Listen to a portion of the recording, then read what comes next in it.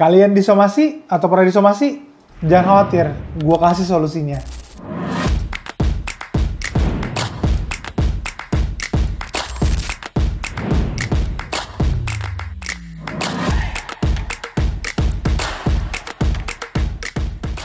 Halo semua, kembali lagi ke channel YouTube gue. Kenalin, nama gue Ricky Ramonti. Hari ini gue mau bahas soal somasi. Somasi itu apa sih? Kalau bahasa Belandanya itu adalah somatie. Kalau kita sebut tuh namanya somasi. Somatie ini adalah dari bahasa Belanda yang artinya surat teguran. Surat teguran ini biasanya kalian itu dinyatakan lalai atau adanya pelanggaran hukum yang telah kalian lakukan. Somasi ini adalah berupa surat teguran atau surat peringatan berupa yang isinya nih, surat somasi adalah bentuk dari permintaan pemenuhan kewajiban yang belum dilaksanakan atau bentuk dari adanya pelanggaran hukum yang kalian lakukan. Makanya kalian disomasi. Somasi ini biasanya erat kaitannya dengan dunia lawyer atau dunia pengacara. Yang harus mengajukan somasi itu adalah lawyer atau kantor pengacara ya, atau kantor hukum.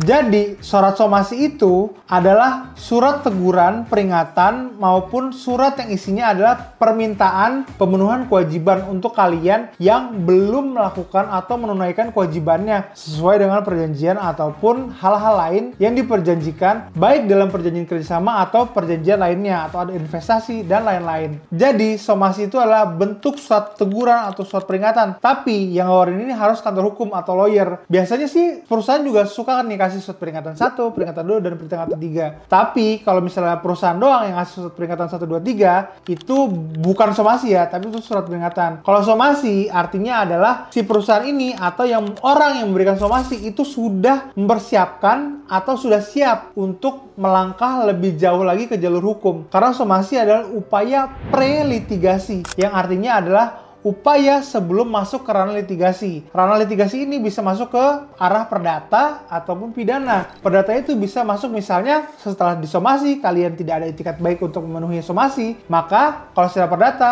biasanya akan dilanjutkan dengan surat gugatan atau gugatan ke pengadilan secara perdata. Tapi kalau pidana, biasanya setelah somasi, kalian disomasi 3 kali, kalau tidak ada penyelesaian atau kalian tidak ada itikat baik untuk menyelesaikan, biasanya setelah somasi, kalian akan dilaporkan kepada pihak berwajib atau pihak kepolisian Republik Indonesia. Nah, gue mau masuk ke format somasi. Format somasi ini biasanya adalah, yaitu adanya surat kuasa. Biasanya itu kuasa hukum akan melampirkan surat kuasa dalam somasi. Somasi ini biasanya diberitahukan identitasnya si klien, habis itu kuasa hukumnya siapa, dan kemudian setelah itu dijelaskan dulu nih sama si kuasa hukum isi dari somasi itu. Isi dari somasi itu biasanya formattingnya adalah dia menjelaskan dulu nih kronologisnya seperti apa. Misalnya contoh ada kronologi kasus, dia jelasin dulu nih kasusnya mulai dari tahun berapa, terus kemudian pada tahun berapa dan tanggal berapa ada kejadian perbuatan lalai atau perbuatan melakukan pelanggaran hukum. Nah biasanya setelah kronologis dibuat nih, dijajarin nih nomor 1, 2, 3 sampai sekian. Setelah kronologis selesai dibuat, si lawyer ini akan masukin nih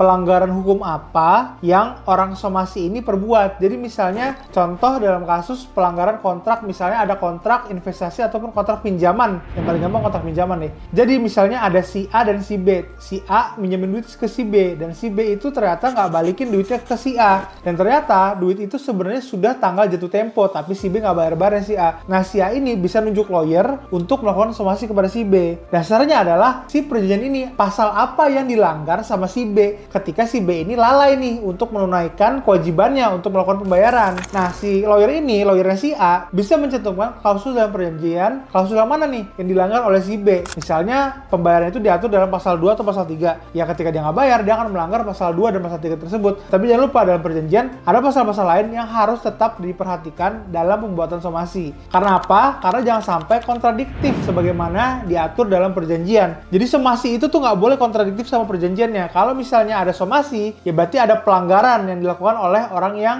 menerima somasi tersebut. Nah, itu kalau misalnya pelanggaran dalam kontrak, yaitu one prestasi atau perbuatan melawan hukum, ya si lawyer itu harus menjelaskan pasal apa atau perundang-undangan mana yang dilanggar karena perbuatan dalam sebagaimana kronologis. Nah, perbuatan apa nih yang dilanggar sehingga melakukan pelanggaran dalam peraturan perundang-undangan di Republik Indonesia. Jadi, kalau misalnya ada pelanggaran dalam peraturan perundang-undangan, si lawyer ini dalam somasinya dapat menjabarkan peraturan apa dan perundang-undangan apa, pasal berapa yang dilanggar oleh si B atau orang yang diberikan somasi tersebut. Nah, kemudian kalau orang disomasi ternyata ada potensi atau dugaan yang dilakukan tindak pidana, maka si lawyer ini bisa melakukan atau menginput dalam somasi pasal pidana yang kira-kira yang diduga melanggar pasal dalam Kitab Undang-Undang Hukum Pidana. Contohnya, diduga nih seseorang melakukan penipuan atau penggelapan, maka si lawyer itu dapat aja memasukkan pasal 378 atau pasal 372 dalam somasi. Atau secara general misalnya meskipun itu perbuatan pinjam meminjam tapi ada unsur sedikit atau ada unsur penipuan atau penggelapan, maka somasi tersebut dapat dijabarkan nih pasalnya, perdatanya apa, kemudian pasal pidananya apa, sehingga orang menerima somasi tersebut akan membaca,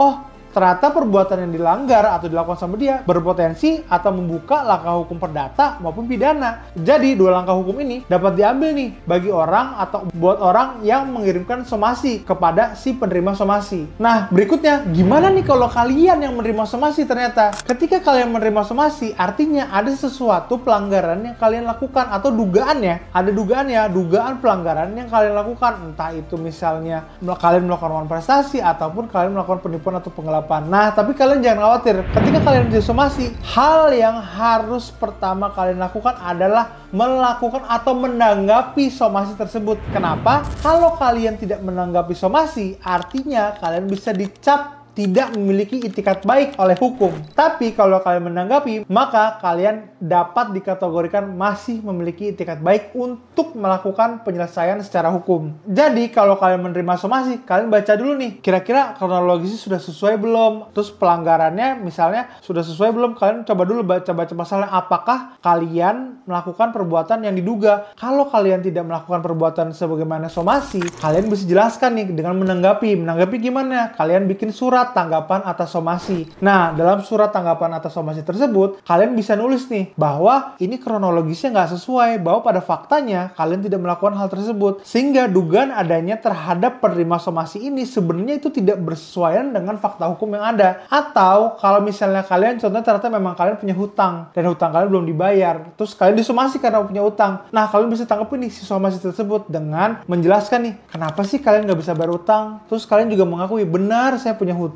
sebesar sekian. Tapi jangan sekadar ngakuin aja, kalian juga harus ngasih solusinya. Misalnya contoh, oke, saya punya hutang sebesar sekian dalam tanggapan somasi. Saya punya hutang sebesar sekian. Nah, kami nih atau saya nih bisa sanggup untuk membayarnya dengan dicicil. Dicicil misalnya 5 kali, 10 kali, atau 20 kali. Dengan per bulannya sekian rupiah. Nah, kalau kalian udah tanggapin itu, maka kalian itu memiliki itikat baik untuk melakukan perdamaian karena kalian sudah disomasi. Jadi kalau misalnya sudah ada, ya sudah nih, ternyata kesanggupan pembayarannya terminnya 20 kali. Nah, tapi ternyata, bang, gimana kalau misalnya orang somasi nggak mau 20 kali? Ya udah, tinggal kalian nego aja, cari jalan tengahnya, cari jalan damainya. Tapi seenggaknya kalau kalian sudah menunjukkan dan memberikan solusi nih, iya, mau bayar, orang yang memberikan somasi kalian itu pasti akan mencarikan jalan tengah. Misalnya sanggupnya 20 kali bayar, 10 kali bayar sanggup nggak? Kalau bisa sanggup, kalian bisa menyelesaikan nih perkara tersebut secara perdamaian. Nah, perdamaian ini setelah misalnya ada somasi dan kalian sudah tanggapin dan misalnya kalian merujuk ke dalam satu kesepakatan perdamaian, maka kalian bisa membuat kesepakatan bersama atau akta perdamaian karena permasalahannya sudah selesai. Nah, kalau permasalahannya sudah selesai, kalian harus tanda tangan nih kesepakatan bersama, jangan lupa. Dan tetap harus dilakukan. Misalnya, contoh kasus yang tadi sudah sepakat dari 20 kali ternyata disepakati nih pembayaran 15 atau 10 kali. Ya kalian atau satu penandatangan kesepakatan bersama, kalian harus mulai tuh